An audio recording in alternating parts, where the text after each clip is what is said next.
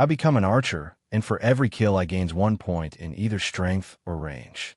The valley of Greystone stirred to life with the first light of dawn. A single crow called from the thatched roof of a hay barn. Somewhere beyond the forest ridge, a stag bellowed, its call low and weary. And in the middle of a field thick with dew, a boy moved through tall grass, barefoot, bough slung across his back. His name was Rowan. Rowan Woodfell, 17, born to dirt and sun, raised on milkbread and chores. His hands were calloused from hauling hay, his back sore from splitting wood, and his legs strong from walking fields at dawn. He wasn't remarkable, at least, not yet, but his eyes told a different story. They watched the horizon like it held a secret just for him. Rowan, a voice called from the house. If you miss the hens again, you're feeding the hogs by hand. Coming, Ma, he shouted back, already jogging toward the coop with a grin tugging at his lips. Life in Greystone was quiet. Hard, yes, but honest. People didn't talk of kings or wars here. They talked of the rain, the crops, and sometimes, if the wind carried right, the monsters. Not the kind that hid under beds. Real ones. Gnolls from the wild brush. Red-eyed wolves from the eastern ridge. There were dungeons, too. Caves that pulsed with strange light and darker whispers. Everyone feared them.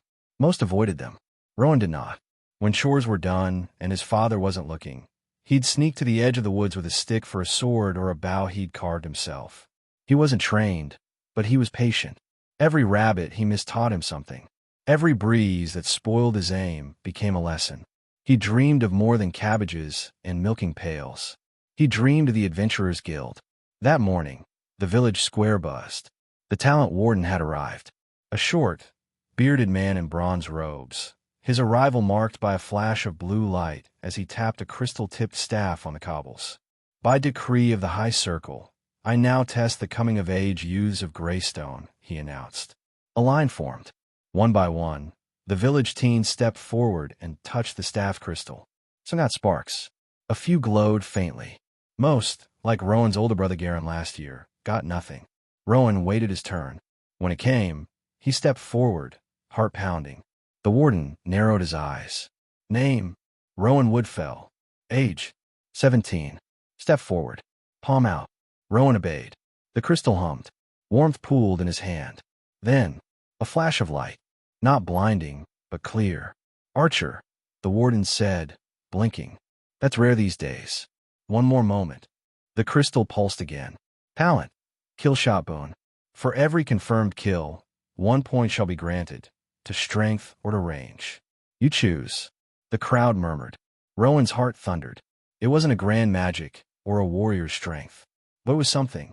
Something real. Something his. He stepped back, head spinning. His father clapped him on the back hard. Well, boy, looks like you're not stuck with hogs forever. His mother cried, and his brother just looked away.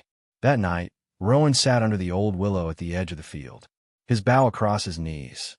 The talent warden's voice echoed in his ears. Every confirmed kill. He looked out toward the woods, where fireflies danced just beyond the tree line.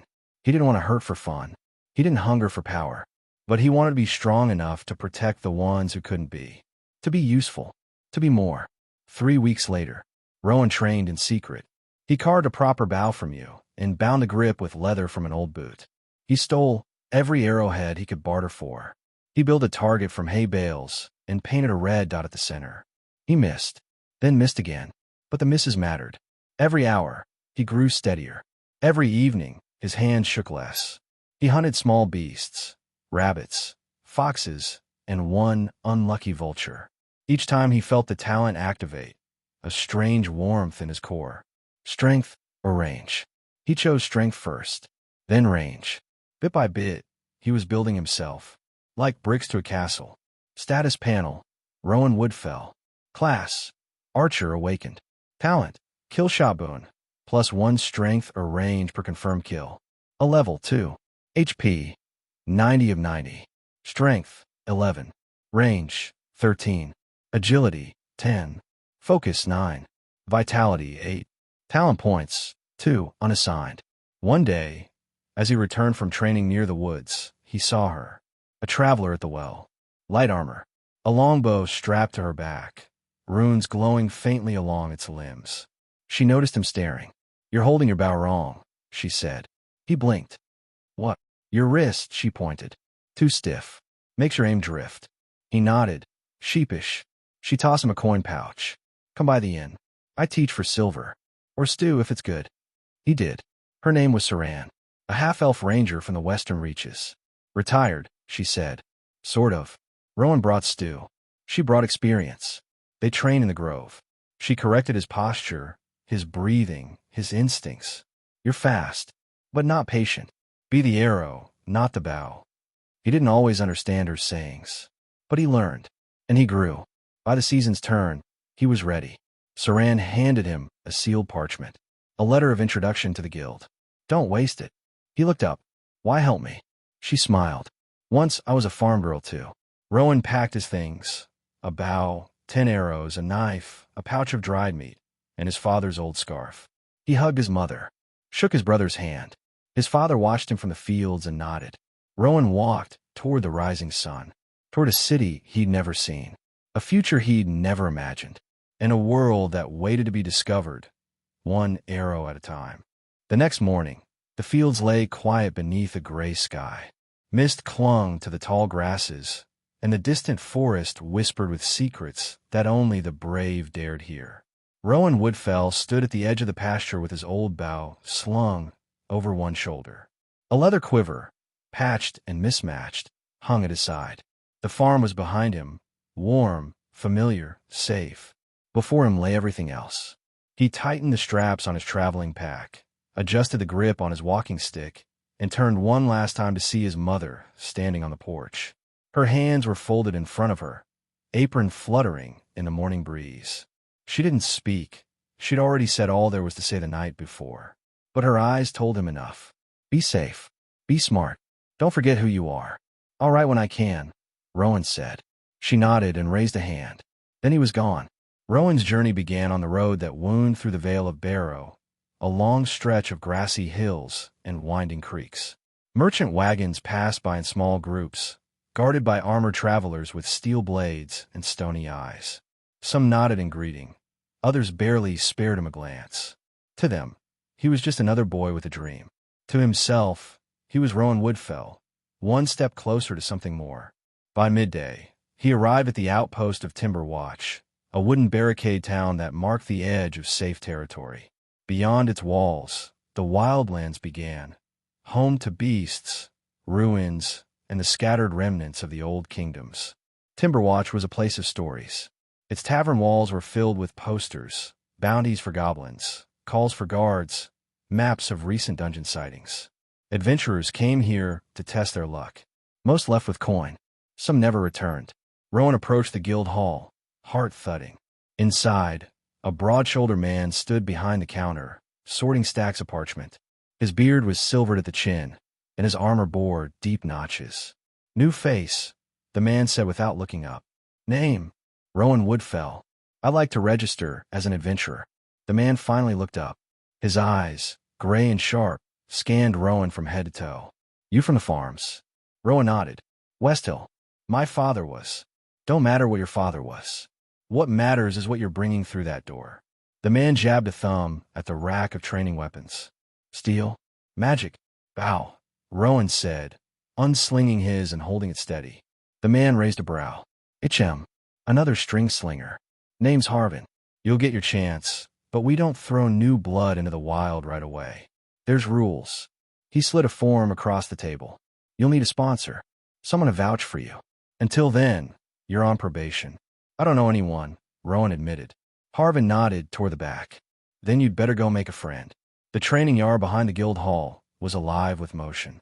Two young warriors sparred with wooden blades under the watch of an older woman with short gray hair and a fox-skin cloak. Another group practiced casting spells from worn tomes.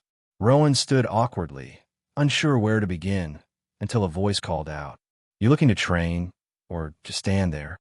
He turned to see a girl with a bow of her own slung over one shoulder. Her cloak was green, pinned with a silver leaf. Her eyes were sharp, and her smile was not unkind. "Rowan," he said quickly, "I just registered." "Lena Graymeyer," she said, stepping closer. I've been with the guild 6 months. You look like someone who wants to prove something. Rowan nodded. I do. She tossed him a practice arrow. Then prove it. Let's see what you've got. They walked to the target range. Simple straw dummies stood in a row, each painted with a red center. Rowan knocked the arrow, took a breath, and drew. He let fly. The arrow struck the second ring. Not perfect, but solid. Lena raised an eyebrow. Not bad. Rowan shrugged. Could be better. Then let's make it better. For the next hour, she guided him through posture, breathing, and timing. She was patient but firm, offering quiet praise when he improved and sharp corrections when he slipped. She moved with confidence, the ease of someone who'd been living this life long enough to bear scars. Rowan learned quickly. By the end of the session, his arrows flew truer, his aim steadier. His arms ached, but he felt stronger. Harvin approached as they packed up. Well, he said, you found yourself a teacher. Lena grinned. He's rough around the edges, but there's something there. Harvin handed Rowan a leather token. Provisional badge. You're in. Still probationary. No deep runs. But you'll get work. Rowan bowed his head. Thank you. Don't thank me yet, Harvin said. There's still a long road between now and survival. That night, Rowan sat by the common hearth at the guild barracks, a borrowed blanket around his shoulders. Adventurers came and went, some limping, some laughing, others dead silent with eyes that saw ghosts. He watched them all. He saw what they carried. Not just weapons, but stories. And he wanted one of his own. Lena sat beside him, handing him a mug of warm cider. First kill comes fast, she said. Usually goblins. Maybe a lesser shade. What matters is that when you draw your bow, you do it with purpose. He nodded. I don't want to kill for coin. Then kill for your future. She tapped her fingers against the wooden bench. Every kill you land with that skill of yours, it gives you something, right? 1 point, he said, to strength or range. She smiled faintly. Then make every one count. In the days that followed, Rowan took small jobs. Patrols. Message runs. Guard duty on merchant wagons. The first time he faced a goblin, it was in a dark forest pass. The creature lunged from the underbrush with a rusted dagger, screeching. Rowan didn't hesitate. His arrow struck true. He felt it immediately, like a breath held too long, suddenly released. +1 strength. The next came 2 days later, in a farm raid. Then a third, during a nighttime ambush. Each time, the power grew. Not fast, not overwhelming, but steady. Rowan trained in the yard. He studied at night. He listened to the veterans. He asked questions. He failed once. He bled once. But he always got back up.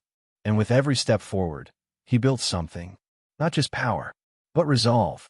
A foundation. A future. The Timberwatch Guild kept its job board updated at dawn and dusk, like clockwork. By the time the sun broke through the clouds on the third morning since Rowan's arrival, a crowd had already gathered in front of the fresh notices. Rowan leaned in, eyes scanning the parchment sheets. Most were escort requests, guarding merchant caravans, patrolling the forest edge. 2 advanced for provisional rank. But one stood out. A single red-stamped note pinned near the bottom. Notice. Beast reported near Hollow Bend Creek. Type. Lesser razorback. Reward. 3 silver pieces, meat rights included. Provisional rank. Eligible, supervised. Inquire with Ranger Halden. Rowan looked toward the barracks, then back at the board. No one had taken the job yet. He pulled the notice free and made his way to the training yard, where a tall, wiry man in green leather armor leaned against the fence, sharpening a curved hunting blade. Ranger Halden? Rowan asked. The man looked up, one brow raised. You're the farm boy with the special bow thing, right? I'm Rowan. I like to take this hunt. Halden studied him for a long beat. You ever killed anything that bites back? Not yet. Got scars. Rowan hesitated. A few. From small things. Halden sheathed his blade. Good. You'll probably earn another. He whistled low. From the stable yard, a large brown wolfhound trotted over and sat at Halden's side. We leave in 10 minutes. The path to Hollow Bend was narrow and covered in brambles. The deeper they traveled, the quieter it became. No birds. No crickets. Just the crunch of boots and paws against damp earth. Halden kept low, pausing every dozen steps to inspect claw marks or snap branches. That's fresh, he murmured, brushing ash off a half-chewed log. Razorback's been feeding. Rowan stayed behind him, bow in hand, arrow nocked but not drawn. His heart beat steadily, nervous but not panicked.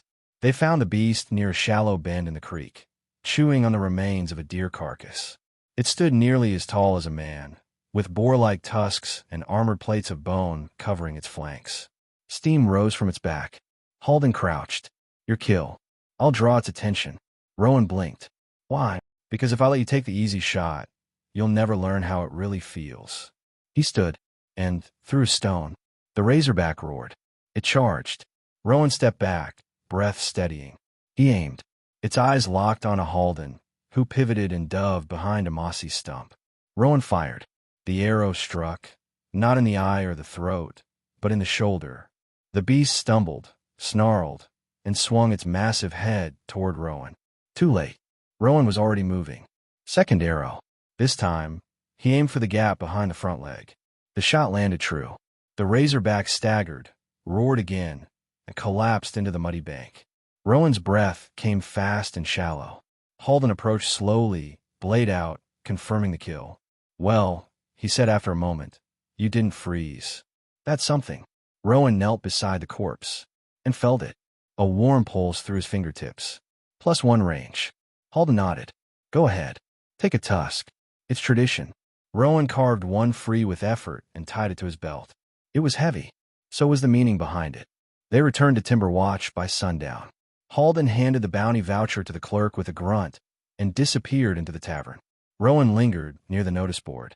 Lena approached, 2 mugs of cider in hand. Your first solo kill? She asked, offering one to him. He nodded. Did it feel good? Rowan took a slow sip. It felt real. Lena smiled. That's the beginning. Later that night, Rowan lay on his bunk in the barracks. The candle flickered on the wooden ledge beside him. He stared at the ceiling, replaying the moment.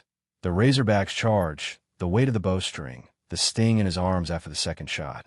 He opened his small leather-bound status journal. It glowed faintly, reacting to his blood-tied signature. Status: Rowan Woodfell. Class: Archer. Level 2. HP: 87/100. MP: 34/40. Strength: 11. Range: 13. Agility: 10. Vitality: 9. Luck: 6. Talent: Kill shot boon. Each confirmed kill grants +1 strength or range. Must be chosen upon confirmation. Skill slots: 1/3 unlocked. Known skills: Quick Draw.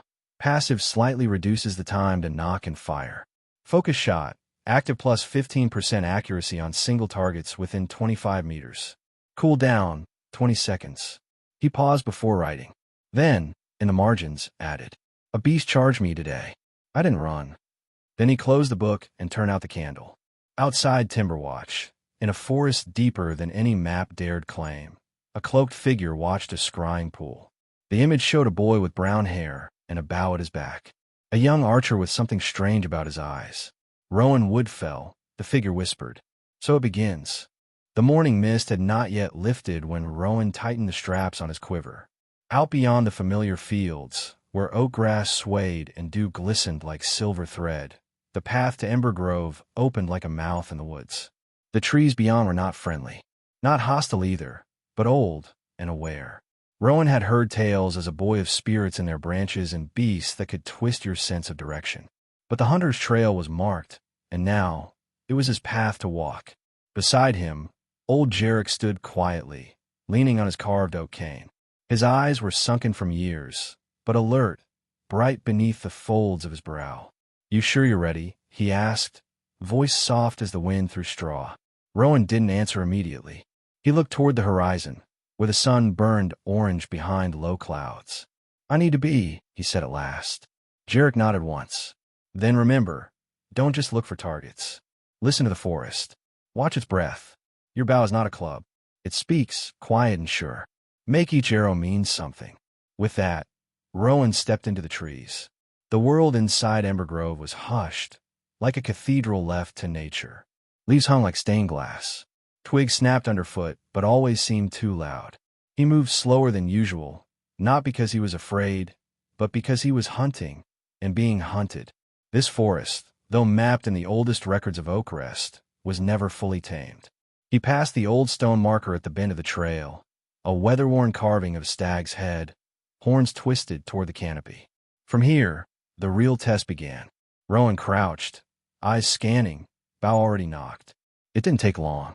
A shadow flickered through the brush, a twisted hair with 2 long legs and runes scorched into its fur. It hissed instead of growled. A corruption beast. His heart beat once. Steady. He drew. The arrow flew true, striking just beneath the eye. The beast shrieked and fell. A soft chime rang in his mind. +1 strength. He exhaled, slower this time. The talent was real. Every confirmed kill strengthened him. The legends hadn't lied, but the forest had more in store. By noon, Rowan had felled 3 more corruption beasts, hollow wolves with eyes like burnt coals. His aim had improved, if only slightly. Each pull of the bowstring now felt firmer, his limbs more sure. The strength increase wasn't just a number, it was a feeling, a presence in his bones. He paused near a creek, washed his hands, and chewed dried jerky from his satchel. That's when he heard it, a high-pitched whistle, followed by a dull thud. Then a voice. Bloody things never walk straight. Should have circled. Rowan stood and approached carefully. He found the source, a boy no older than him, tangled in roots, trying to pull his spear free from the chest of a half-dead crawler. The boy noticed him. Oh, don't suppose you've got a knife? Rowan offered his hunting blade without a word. Together, they cut the spear loose. The boy introduced himself between breaths. Westland Barrow, from Dawnvale. Rowan, he replied. From Oakrest. Wes rubbed his neck. Didn't think I'd meet anyone out here. This forest's mostly for the foolish and the trained. I'm neither. Rowan smiled faintly. Guess that makes 2 of us. They agreed to walk together. Safety in numbers. By dusk, they'd taken down a larger threat together, a scaled cat beast with a broken chain around its neck. Rowan's arrow found its throat, but Wes's spear held it down first. After the kill, they sat under a twisted willow, catching their breath. I've only had the spear for a year, Wes admitted. Barely passed my trial. What about you? You always been good with a bow. Rowan shook his head. Just started. Wes's eyebrows rose. You're kidding. That shot. The big cat. Rowan shrugged. I listen. I wait. Then I shoot. Wes grinned. You're dangerous. That night, they camped in an old druid hollow. Stone walls grown over with moss, but dry. Rowan took first watch. The forest didn't sleep, and neither did his instincts. Every snap of a twig or cry of a bird kept him sharp. When his watch ended, he woke Wes, then curled under his cloak. He dreamed of arrows flying through flame, of Oakrest burning, of his sister calling out. He woke with a start. Wes was shaking him. You hear that? They both stood, in the distance, chanting, not voices, but something that mimicked them, mimicked shamblers. A pack. They moved quickly, climbing a rocky slope toward the north ridge. It was there they saw them, pale-skinned creatures, hunched and hissing, crawling like insects, mouths sewn shut but still whispering. Rowan took a deep breath, then knocked 3 arrows in one hand. Light first, he said. Wes tossed a flash flare, standard gear. The clearing lit up. Rowan loosed. 1, 2, 3. Each arrow struck clean. +1 range. +1 strength. By morning, the corpses were gone. Not vanished, but dragged. The trail of claw marks and disturbed soil stretched north, deeper into Embergrove's uncharted heart. Wes cursed under his breath. No animal clears out bodies like that. Not clean. Not overnight. Rowan knelt near the tracks, eyes narrowing. The way the claw marks bent inward, the strange burn along the edge of the drag lines. This wasn't scavenging. It was collection. These mimic shamblers weren't acting alone, he said. Something sent them. Wes tightened his grip on his spear. What kind of creature uses shamblers like pets? Rowan didn't answer. He stood and looked toward the deeper wood. The wind carried no scent. The birds were silent. Even the bugs had retreated. Embergrove had gone still. He could feel it again. That weight. Not fear, exactly, but the awareness that things were shifting. Every arrow he loosed, every life he took in defense of his own, it built something inside him. The talent he awakened wasn't just a gift. It was a key, and someone else out here might want to take it from him. By midday, They reached the edge of the known grove. Beyond this point, the trees grew differently, twisted, ancient, thicker than 3 men across. Their bark was pale gray, and their roots tangled across the forest floor like the spines of dead giants. A moss-covered sign, half swallowed by foliage, marked the divide. North Grove Vale. Entry forbidden by decree of Eldamore Circle. 174 years standing. Wes read it aloud. They're serious about it. Even left a warning enchantment. Rowan placed a hand on the sign. The glyphs were still faintly warm. Old magic, yes, but not dead. I think we need to go in. Wes blinked. You want to ignore a centuries-old druid warning? Rowan adjusted his bow strap. We're being hunted. I'd rather not get caught standing still. The two pushed on. An hour passed before they saw the first real signs of danger. A clearing lay ahead, sunless and choked with mist. Stone totems circled its edge, each one carved with open mouths. In the center stood a corpse, a ranger, long dead, impaled on a rusted javelin. His eyes were still wide, his mouth sewn shut with black thread. Wes shivered. I think we turn back.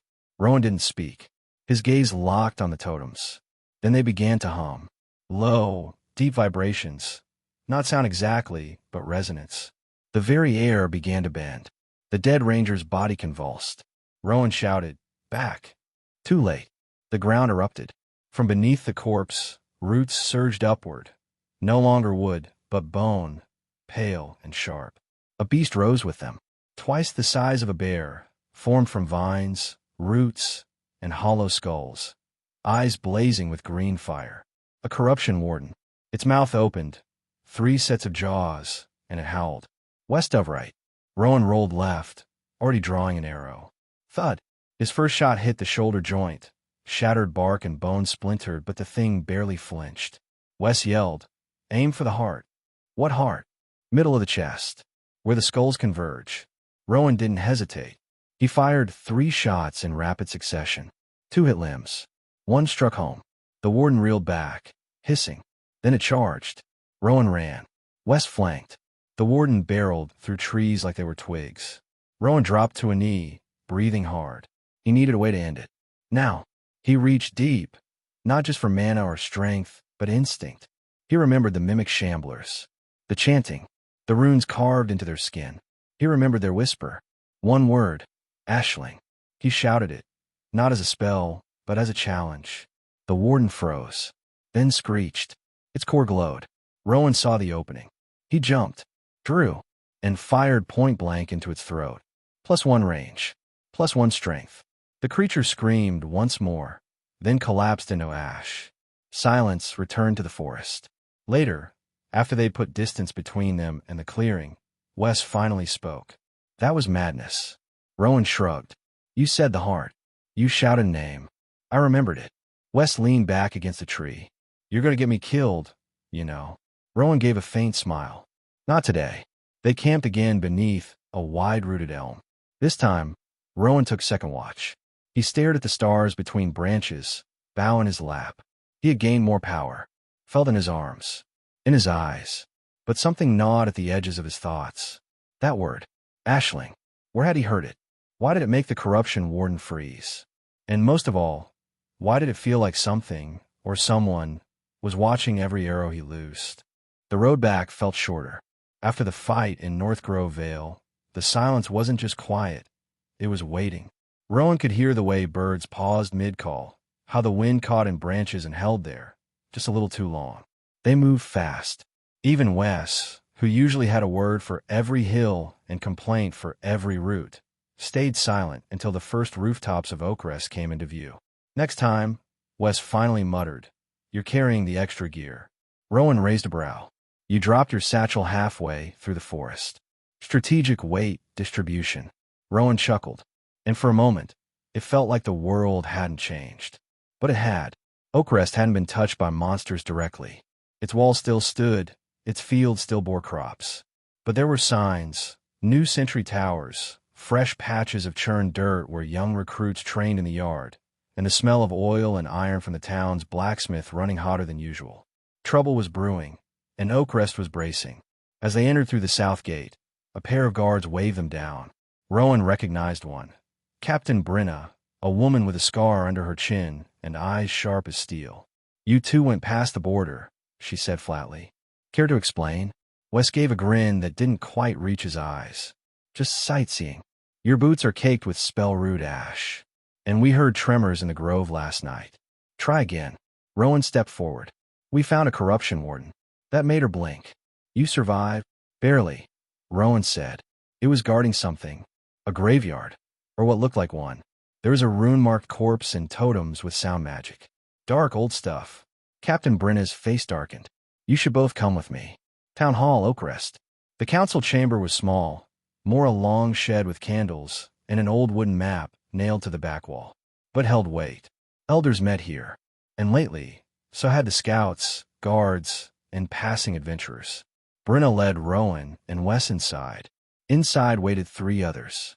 One was the mayor, an older man named Halwick, who rarely left his chair unless something truly troubled him. The second was a half-elf scholar named Malin, wrapped in green robes and always clutching 3 notebooks at once. And the third, Rowan froze. It was the hunter who had saved him years ago. The tall, lean man with the patch over one eye and a long hunting spear etched with silver vines. He stood in the corner like a statue carved from shadow. Arden, Rowan whispered. The man's good I met his. You've grown. Wes looked between them. Wait, you two know each other. Rowan nodded slowly. He saved me. Well, my family. He didn't finish. Arden stepped forward. And now I see why the wind carried your name back to me. You awakened something, boy. Something old. Rowan tensed. You mean the talent? Arden nodded once. Not just the talent. The way you shape it. How your arrows bend. How the forest listens when you speak. Malin cleared her throat. The word you shouted. Ashling. Are you aware of its meaning? No, Rowan said honestly. But it stopped the warden. The half-elf scribbled something. In the old tongue, Ashling means first flame of memory. A concept from before the Rift Wars. Lost magic. Mayor Halwick leaned forward. Do you believe the boy is carrying some form of forgotten inheritance? Malin hesitated. Not inheritance. But perhaps something is echoing through him. Arden spoke again. I believe it's time he met the Fletchmaster. Rowan blinked. The what? Later that day, they rode hard into the outskirts of Oakrest, past the last homesteads, and along a trail few remembered. Here, the woods didn't just grow, they watched. Arden led them through a narrow glen, then stopped before a hollowed tree larger than a cottage. He tapped a pattern against the bark. A door appeared. Inside was light, warmth, and rows upon rows of arrows, bows, quivers, and wood carvings etched with runes. A woman sat by the fire, shaping a bowstring from silver-threaded sinew. She looked up. Her eyes were white, blind, but her gaze saw everything.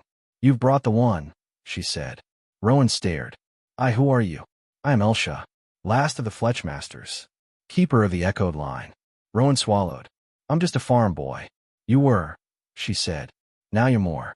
And the world will try to take that from you. She gestured to a platform behind her. Step onto the marking stone. Rowan obeyed. The floor glowed. Runes flare around him. Then, his status appeared. Not on a scroll. Not in his mind. But floating in golden light. Name, Rowan Woodfell. Class, Archer, awakened. Level 5. Strength, 12. Range, 17. Dexterity, 14. Vitality, 11. Luck, 6. Skill, Killshot Boon, passive. Gain +1 strength or range per confirmed kill. Skill, Wind Pin, LV, 1. Fires an arrow that anchors enemies in place. Skill, Falcon Sight, LV, 1. Enhances vision for long-distance targeting. Rowan stepped down, shaking. I didn't know I had more than one skill. Elsha smiled faintly. You're just beginning. Your boon is old magic. Hunt magic. For those who earn strength by necessity, not ceremony. Wes leaned in. That explains the stats.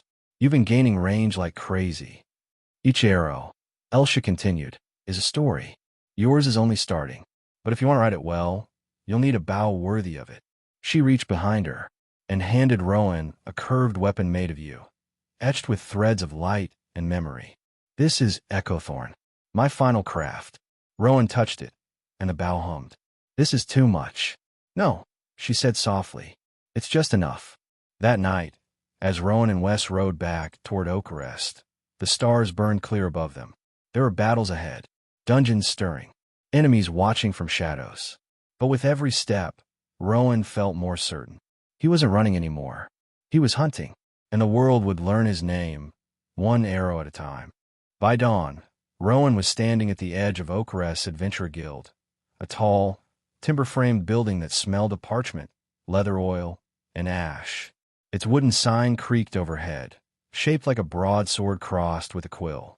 The Copper Ledger. The name meant something here. Every aspiring hunter, scout, and magic wielder passed through these doors, registered, and earned their first bounties under its watch. Inside, the air buzzed with quiet tension. Veterans lounged at tables, comparing blade chips and spell scars. Rookies fumbled with application scrolls. A whiteboard at the far end was packed with hand-pinned parchment, requests for help, monster sightings, urgent resource escorts. All color-coded. Copper, silver, gold, platinum, obsidian. Rowan and Wes headed for the leftmost corner, the copper wall. Wes groaned. Rat nests. Missing chickens. Fungus collection. Is this what heroes start with? Rowan studied the board in silence. He wasn't looking for glory. He was looking for something manageable. A stepping stone. He found it. Hunt notice. Requesting clearing of a known carrion blight, nest outside South Hollow. Cited. 3 to 5 small class monsters. Reward. 18 silver. Guild approval. Copper C. Carrion blights. Rowan muttered. Small. Fast. Weak to fire.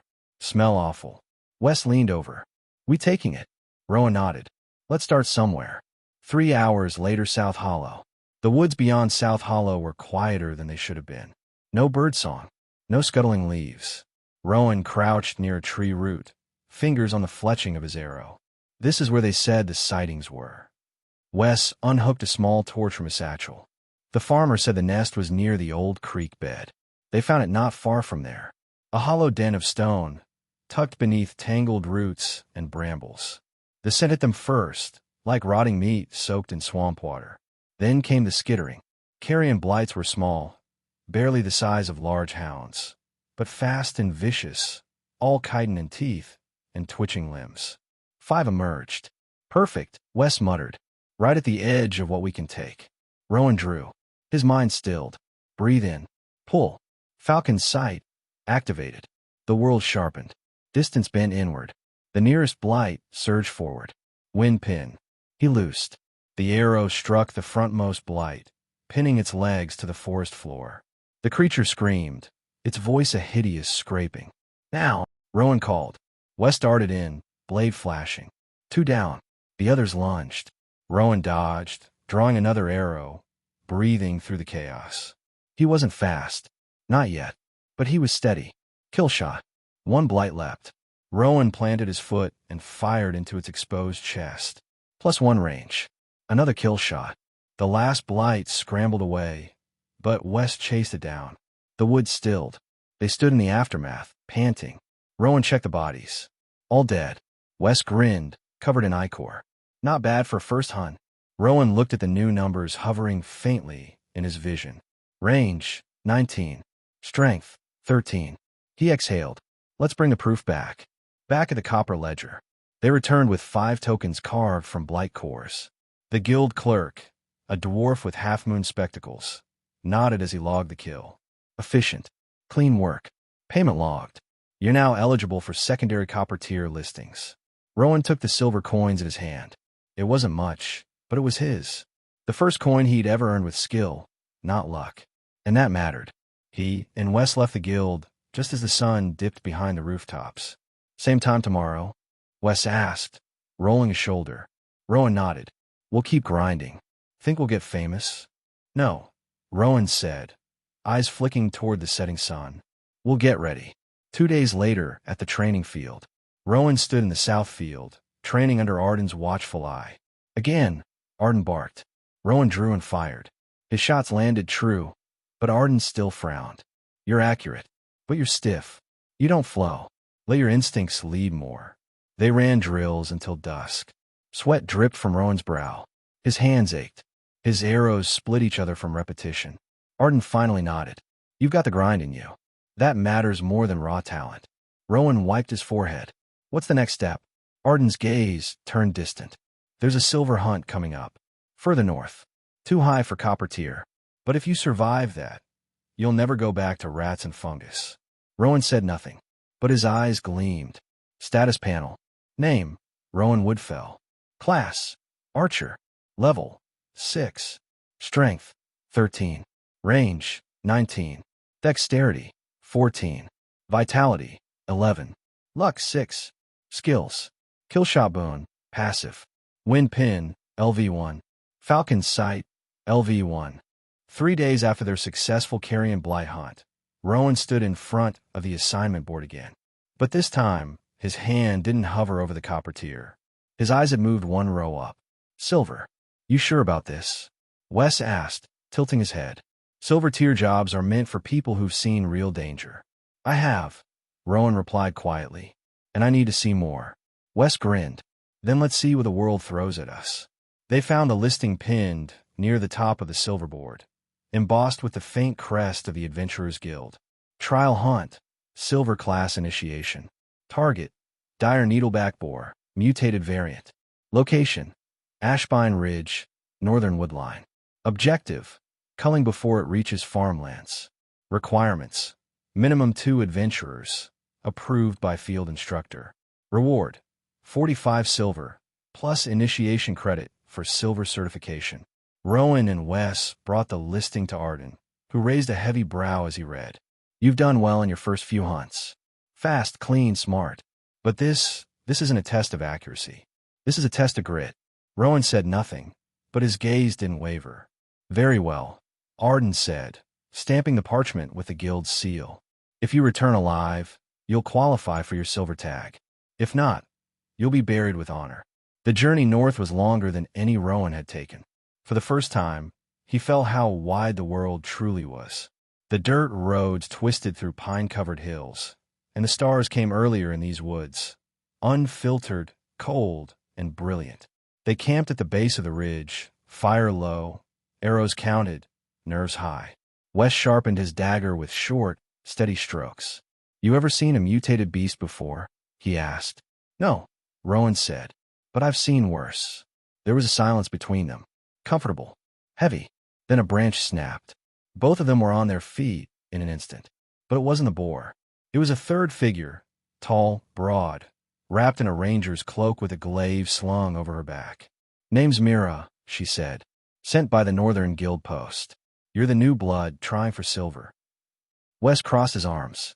Who sent you? Guild protocol. All trial hunts are observed.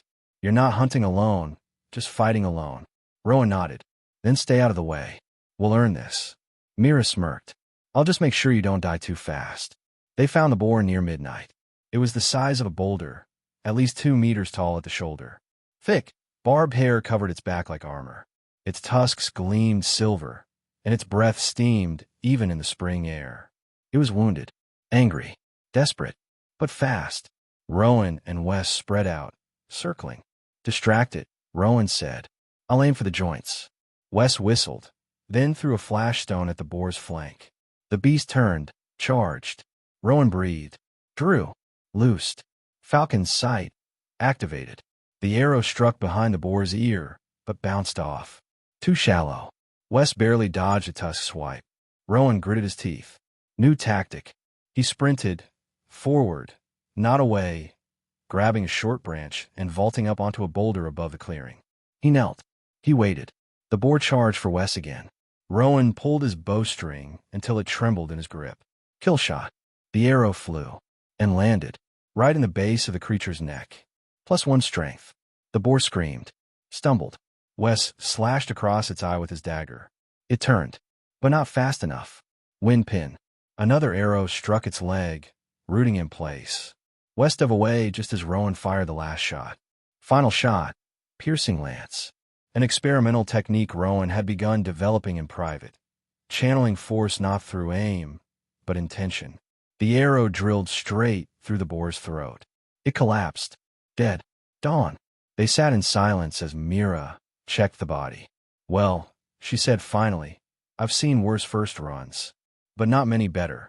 Rowan's hands trembled, not from fear, but from fatigue. His fingers were blistered, his shoulders sore, but he had never felt more alive. Wes clapped him on the back.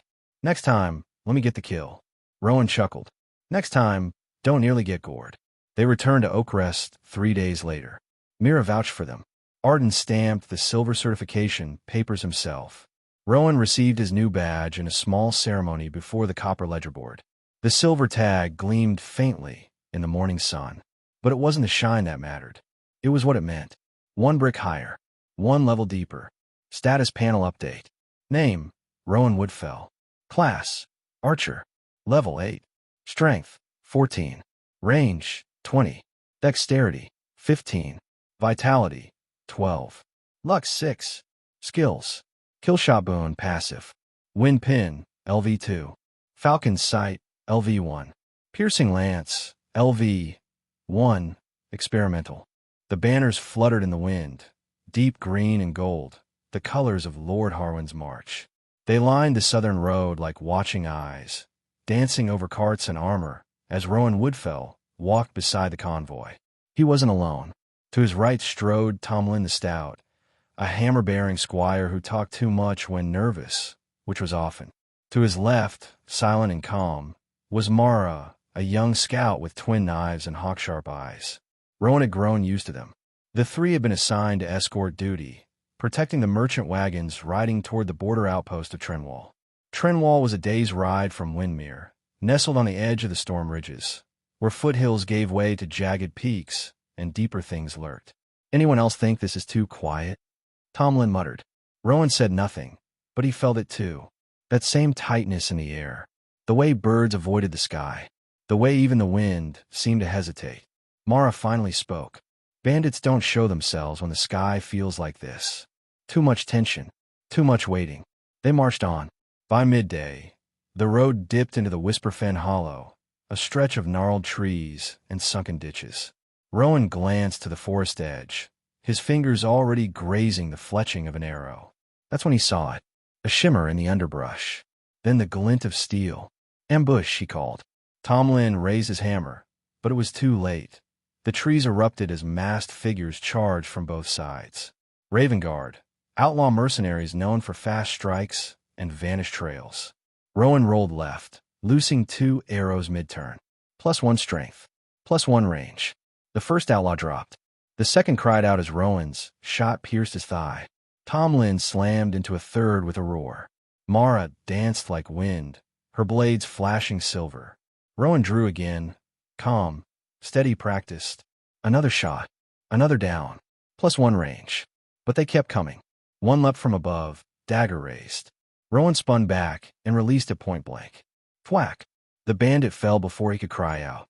The skirmish lasted only minutes, but it left 5 wagons damaged, 2 guards wounded, and a trail of bodies left among the roots.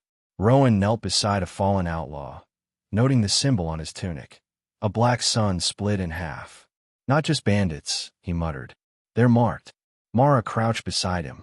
Split Sunday. They're not local. Then what are they doing here? She frowned. Scouting. Testing our numbers. Rowan felt a chill settle in his spine. They weren't just guarding trade anymore. They were guarding territory. That night, the campfires burned low and nervous. The merchant leader, a rotund man with jeweled rings and an iron spine, huddled in discussion with Tomlin and 2 knights from a march. Rowan sat apart, whittling a broken arrow shaft. Mara joined him, tossing a stick into the fire. You fought well today. Wasn't clean, Rowan said. I wasted a shot. Missed the chest. You still dropped 5. That's cleaner than most. Rowan looked into the fire. How many points is too many? He asked softly. She raised a brow. The boon. Each kill gives me something. Strength. Range. What happens when I'm not me anymore? Mara considered that. You worry about losing your aim? No, Rowan said. I worry about losing why I take the shot. The next morning brought worse news. A scout returned pale and breathless. The path to Trenwall is blocked. Outpost burned. Everyone fell silent. Split sun, one knight asked.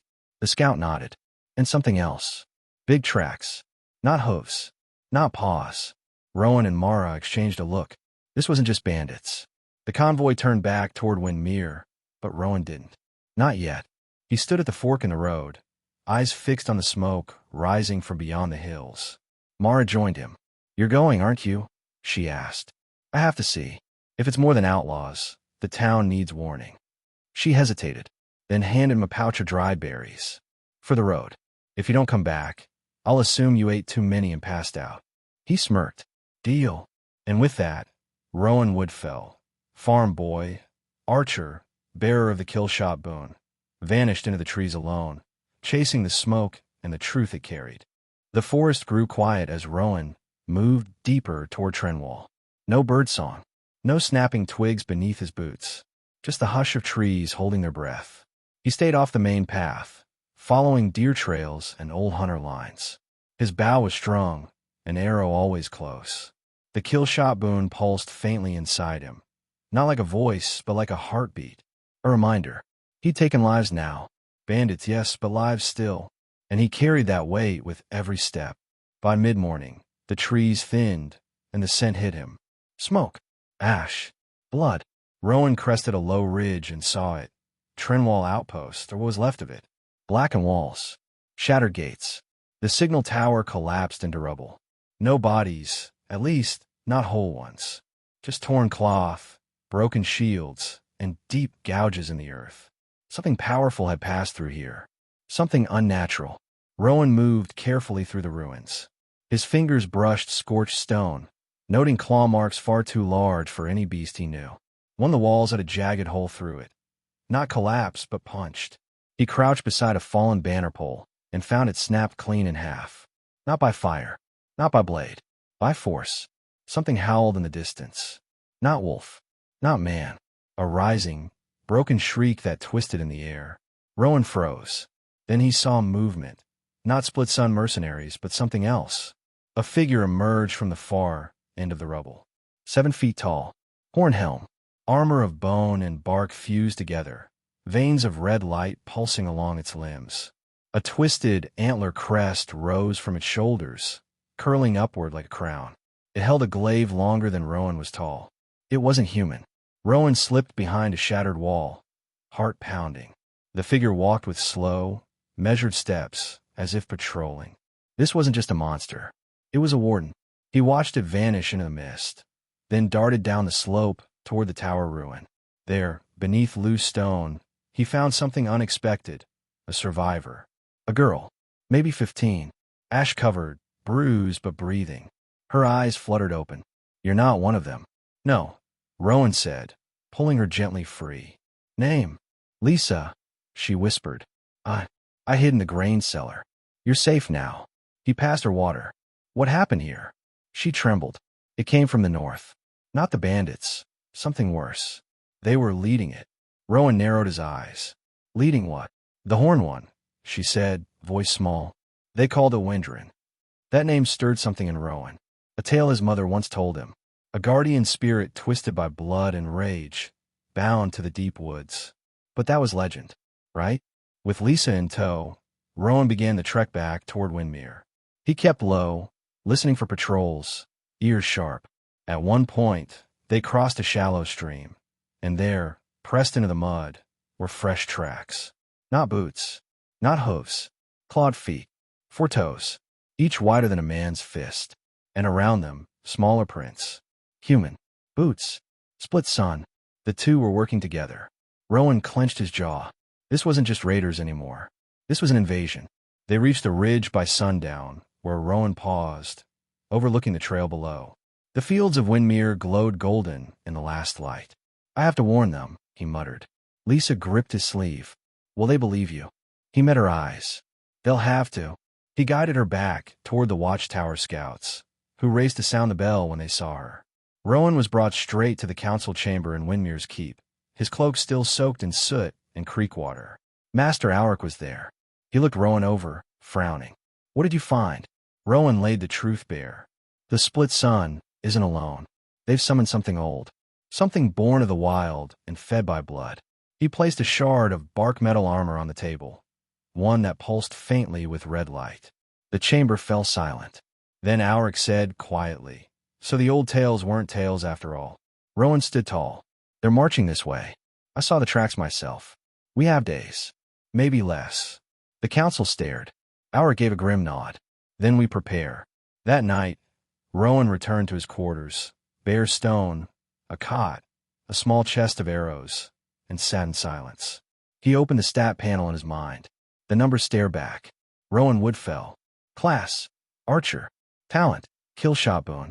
Confirmed kills. 12. Strength. +7. Range. +5. He could feel the power growing. His shots flew farther now. His pull drew deeper. But with it came weight. He whispered to the dark, I don't want to become like them. But the boon said nothing. And in the stillness, the wind outside shifted, cooler now. Carried on it was the distant, bone-deep sound of drums. Not celebration. War. The signal bell rang through Windmere all night. Not a call to arms. Yet, but a warning. A whisper made steel. By morning, the town's pace had changed. Farmers sharpened scythes not for grain, but for defense. Blacksmiths burned their forges red with new urgency. Guards drilled longer. Every eye turned northward, waiting for something to crest the hills. Rowan stood in the practice yard behind the barracks, his bow gripped tight. 12 kills. Strength and range beyond what he'd ever dreamed of. But against a Windren, it wasn't enough. He knew it. Alric knew it. Even the town knew it. Again came a sharp voice. Master Alric stood nearby, arms crossed, a practice staff in hand. Not his bow. Draw, breathe, loose. Rhythm, Rowan. Rhythm is everything. Rowan obeyed. Arrow knocked. Breath in. Release. Whip. The arrow landed true, just left of center on the straw dummy. Not bad, Alric said, but not good enough. He walked forward and yanked the arrow free. That shot would wound, not kill. You want the kill shot boon to serve you. Earn it with every breath. Again, the days blurred. Each morning, Rowan rose before sunrise, his fingers blistered, arms sore. Alric's training wasn't just repetition. It was discipline, firing at moving targets tied to ropes, shooting in the rain, wind, and blinding sun, running sprints with a full quiver, then making precise shots with shaking hands, firing with one eye covered, with gloves, with the wrong hand, practicing balance on logs and rocks while drawing. An archer doesn't wait for the perfect moment, Alric barked. He creates it. Sometimes Mara joined, tossing stones midair for Rowan to shoot. Other times, Rowan trained alone, listening to the wind, learning to feel its weight and turn it from enemy to ally. One afternoon, after hours of blindfolded archery, Rowan missed every shot. Alric finally handed him a new bow. Not the old ashwood one from his farm days. This one was yew, dark and smooth, reinforced with horn at the tips. Stronger draw, longer range. A gift, Alric said, almost gruff. From Windmere's armory. You've earned it. Rowan took it reverently. It felt alive in his grip. I don't feel like I've earned anything, he said quietly. You will, Alric replied. This is just the beginning. That evening, Rowan visited the barracks roof alone. From there, the whole valley spread before him. Windmere's fields, the forest to the west, and in the far distance, the hills where the outpost had once stood. He opened his status panel. Rowan Woodfell. Class. Archer. Talent. Kill shot boon. Confirmed kills. 12. Strength. +7. Range. +5. New weapon equipped. Longbow of Windmere. Tier 2. He stared at the numbers. They didn't show the blisters, the doubts, the fatigue, but they reminded him what was at stake. Not power for power's sake. Power to protect. The next morning, he met Mara by the edge of the Blackwood. She was tossing a dagger between her fingers, lazy and precise. You're improving, she said. Still too slow. She smirked.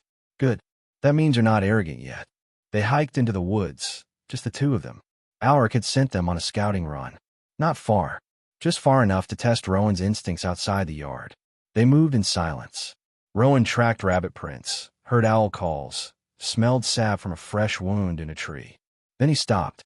Ambush, he whispered. Mara didn't question, just nodded. A heartbeat later, 3 silhouettes stepped into view. Split sun mercenaries. Light armor. Crossbows. But Rowan was faster. 1 arrow, then 2.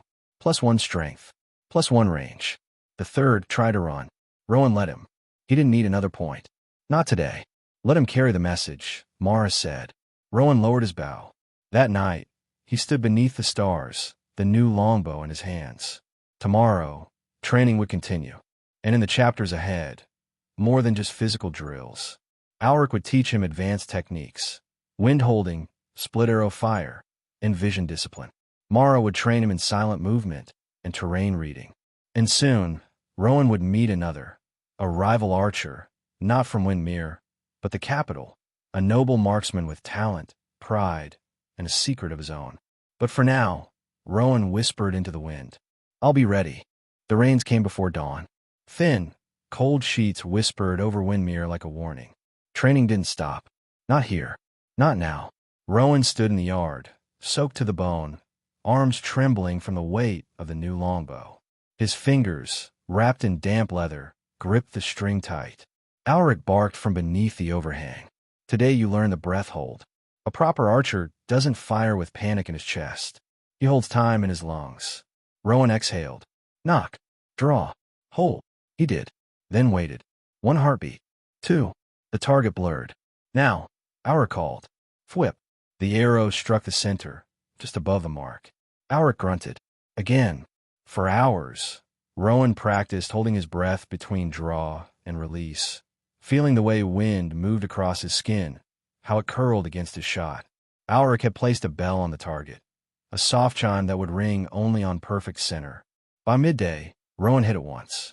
By evening, 3 times. The next lesson was harder. They moved into the sunken yard, a lower field carved with trenches and broken walls, meant to mimic battlefield clutter. Mara waited there, dressed in gray leather, a bow of her own in hand.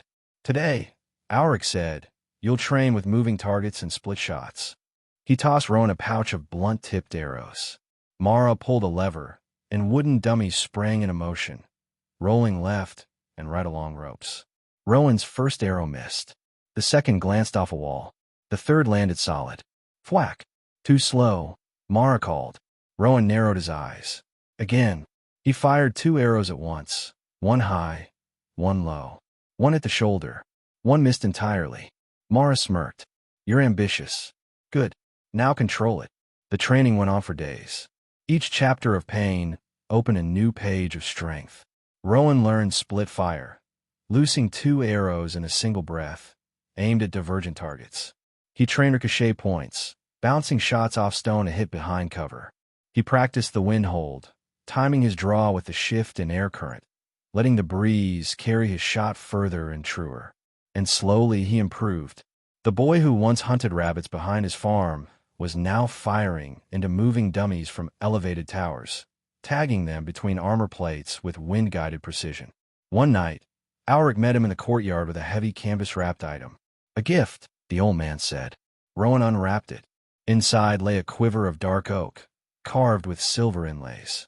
Along the top was a single word, etched in old tongue. True path. This belonged to an archer I once trained.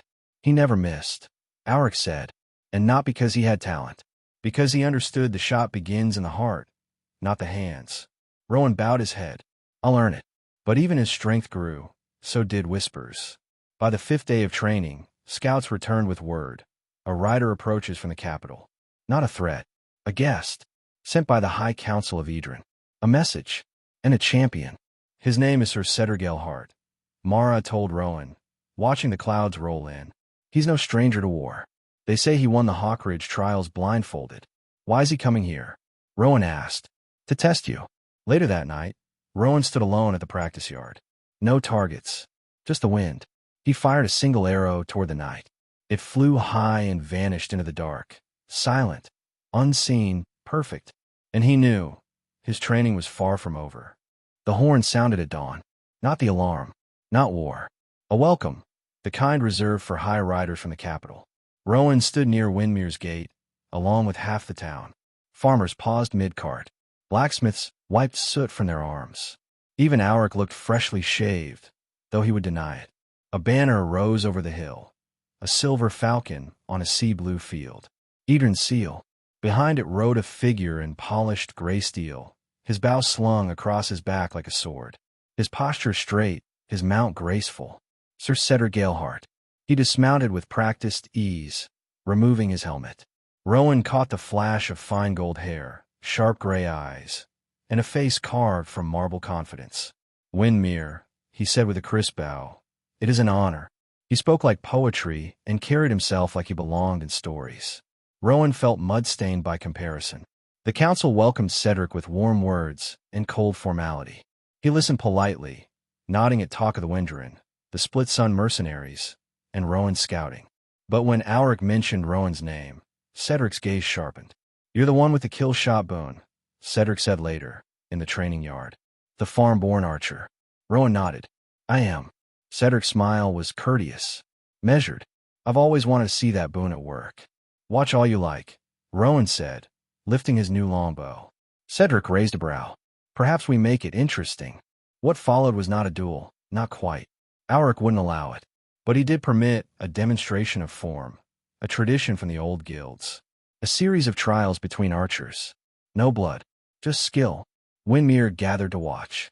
Even the weather held its breath. 3 moving targets. 2 arrows per archer. Fastest and cleanest hits win. Cedric fired first. Fwhip, fwhip, fwhip, fwhip, fwhip, fwhip. 6 arrows, 6 hits, perfectly spaced. Not 1 second wasted. Rowan stepped up. Heart steady. He pictured the movement, let the wind whisper, and loosed. Fwhip thwip, fwhip thwhip, fwhip thwhip. Slightly faster. 1 target spun harder, hit dead center. The crowd murmured. Draw, Alaric said. First trial. Rowan. Cedric inclined his head.